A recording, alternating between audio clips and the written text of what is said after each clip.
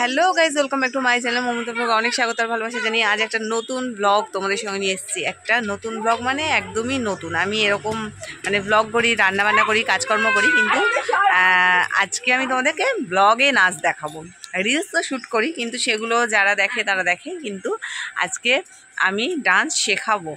আমি খুব খারাপ নাচি, মানে আমার মতো যারা নতুন ইউটিউব চ্যানেল খুলেছে, যা মানে একদমই নাচ পারে না আর কি, একদম মানে ইজি স্টেপ কিছু আমি দেখাবো।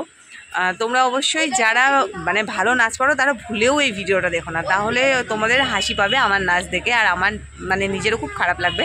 আমি শুধুমাত্র মানে যারা একদমই নাচতে পারে না অথচ চেষ্টা করে, শুধু তাদের জন্য দু একটা স্টেপ দেখাবো।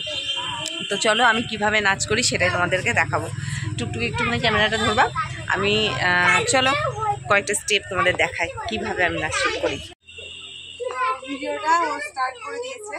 আমি যেভাবে ডান্স করি আমি তোমাদেরকে সেইভাবে দেখাচ্ছি, ঠিক আছে? আমরা যে রাউন্ডগুলো ঘুরি না, সেই রাউন্ডগুলো কিভাবে ঘুরি, এই যে বা পাটা এক জায়গায় রাখতে হবে আর ডান পাটা চালাতে হবে, এইভাবে